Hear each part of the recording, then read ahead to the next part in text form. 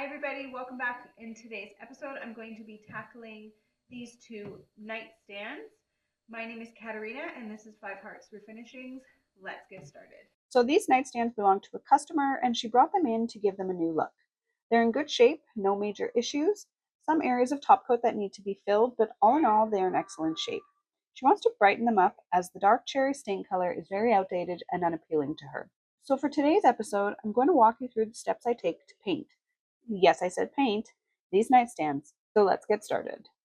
Whenever you're painting a surface, you want to make sure that you are prepping your surface properly, and that involves degreasing and removing any kind of dirt and grime that's on the piece itself, as well as removing any hardware after that. So that's what I'm going to do first. I'm going to remove it using solvable. When choosing a cleaner, you want to look for something that has a degreaser in it. And this just helps to get all of the dirt and grime off, but also any oils or grease that can be on the surface. This is going to help the primer adhere really, really well because if it's oily, the primer won't stick to the surface very well at all. So it's really important to clean the surfaces of your pieces first before you do anything else.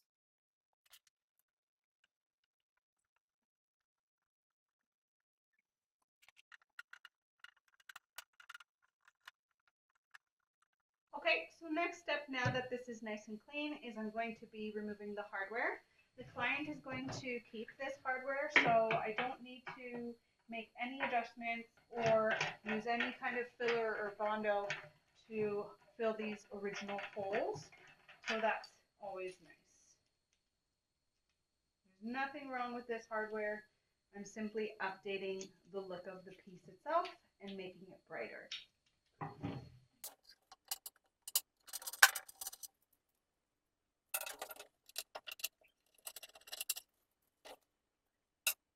I'll do the same thing on the second nightstand and then we'll proceed to next steps. With everything taken off, all the hardware is gone and everything nice and cleaned, I'm going to now do a quick vacuum on the inside of the drawers. And then I'm going to remove the drawers and prep the whole piece for paint. So after vacuuming the inside of the drawers, I went to go remove the drawers themselves, and this is when I encountered a little bit of a problem. I've worked on a lot of pieces and I've never had this issue until today. The drawers on these nightstands just do not come out. I'm not quite sure why the manufacturer thought that this was a good idea, as earlier when you saw me cleaning them, I found some unmentionables that had fallen to the back of the unit, which was preventing the bottom drawer from closing all the way. When I went through the second nightstand, I discovered another pair of socks and a child's fleecy shoe. So, in my opinion, this is just bad design, and the manufacturer should probably think more about functionality as well instead of just the design. Okay, so I'm not removing the drawer.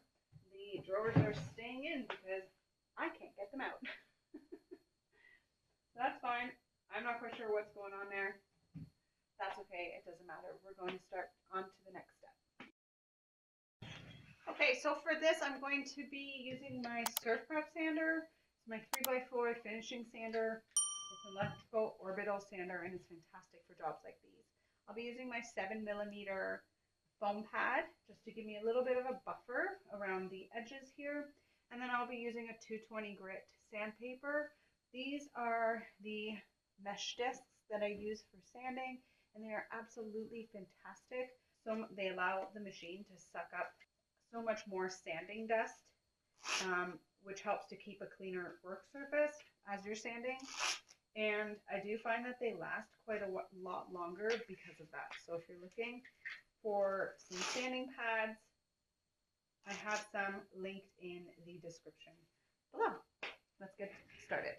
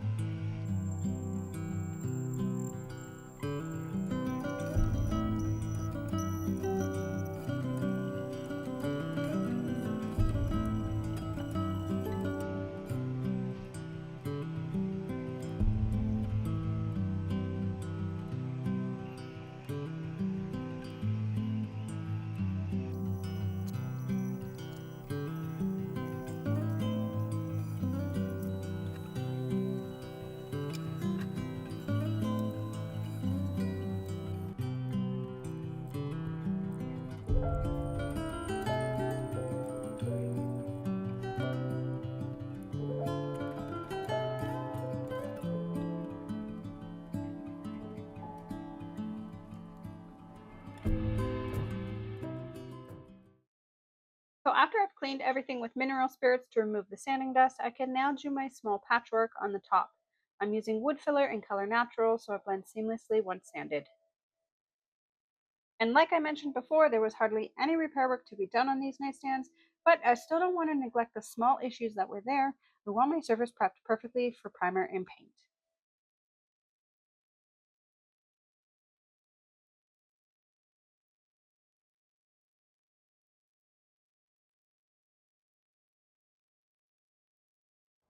It is priming time. So for the primer, I'm using Bullseye 123 from Zinsser.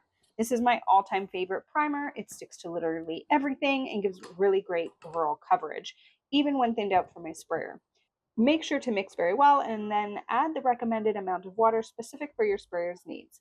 When thinning it out, 2 coats will be needed to provide maximum coverage.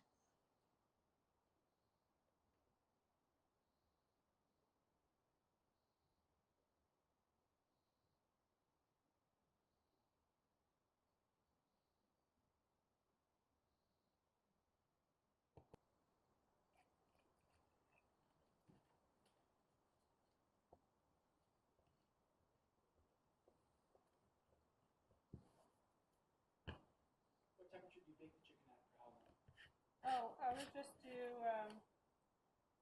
Now, since I can't remove the drawers, I'm forced to spray with them in. So to protect the interior of the drawer from overspray, I'll add some painter's tape on the inside and then tuck the drawer in just enough to let my sprayer reach the edges.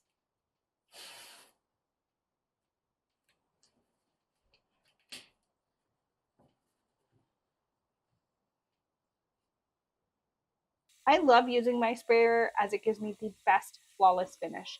There is a slight learning curve when using a sprayer, but once you've got the hang of it, it's really hard to go back to the traditional paint or roller. Total time to spray both of these nightstands was just over 5 minutes. That's time that I can't get back if it was over 45 minutes or 50 minutes to do each piece.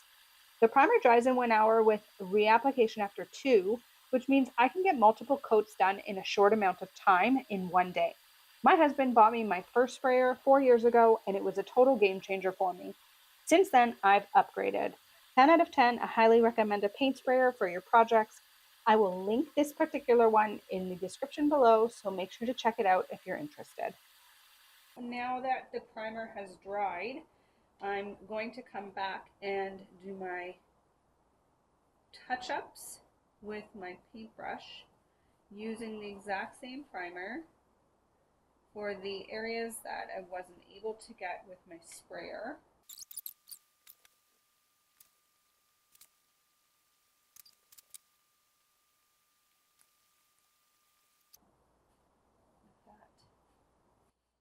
Using a fine brush, I was able to get my touch-ups done on the underside of the pieces as well as all around the legs.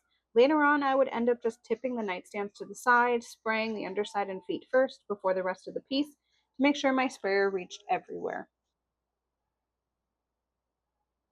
All right, now that everything is primed, I am going to use my Surf Prep sander, my 3x4 finishing sander, and a 3x4 inch, half-inch foam.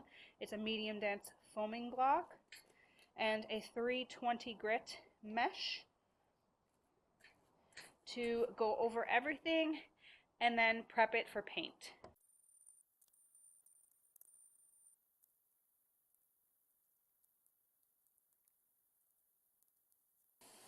It's now time to paint, and the client chose brilliant white for her color, so it's really hard to see the difference on screen. And trust me when I tell you, it was really super difficult, even for me, to see the difference while spraying. So I was constantly having to move around and move my head to catch the light so I didn't miss any spots. This is why multiple coats are so great, because if you miss anything on the first round, you can always go back in the second and even a third round to make sure you've got perfect coverage.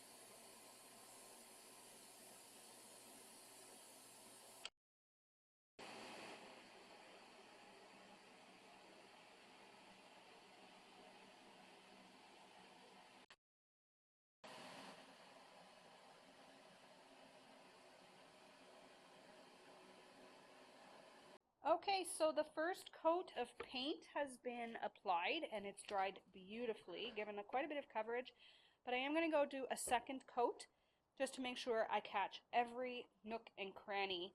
And in between coats, it is best to scuff your paint just gently.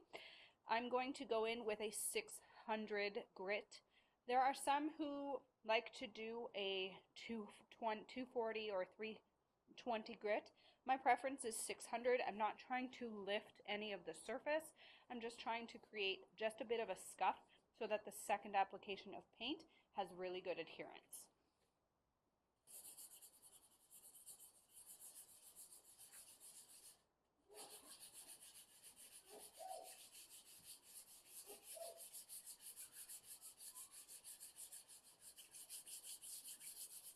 By scuffing the paint, I'm also getting rid of any of the little nicks or nits, hairs, dust, things like that that would have landed on the surface of the paint as it was drying. I obviously don't want that on my surface because it doesn't feel very good, and it also makes your surface look less clean. So we're going to just tidy this up and we will go from there.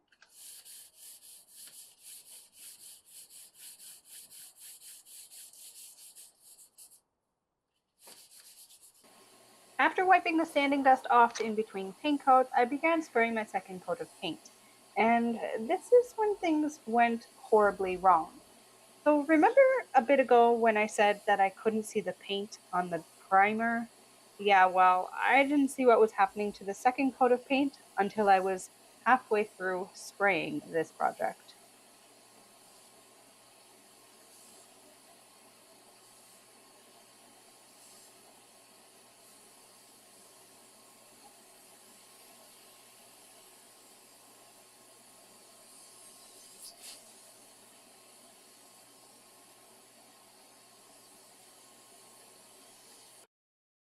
Okay, so this can happen sometimes. There's been contamination on my surface.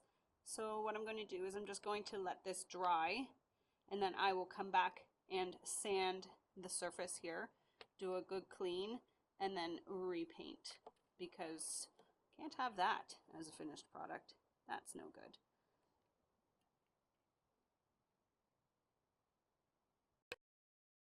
Kind of hard to see, but I have sanded everything back and to the primed surface. This primer Zinsser has is absolutely fantastic. So I sanded off all of the paint, the first coat of paint, and now I'm getting ready to put on a new coat of paint. I ended up putting new paint inside my sprayer and remixing the ratio of water to paint so that way it wasn't overdone. So hopefully that fixes the problem and I won't have to worry about this in the future. Fingers crossed. Fortunately for me, changing the paint and resanding the surfaces did solve the problem, and I sprayed 2 more coats of white onto each nightstand to ensure maximum coverage.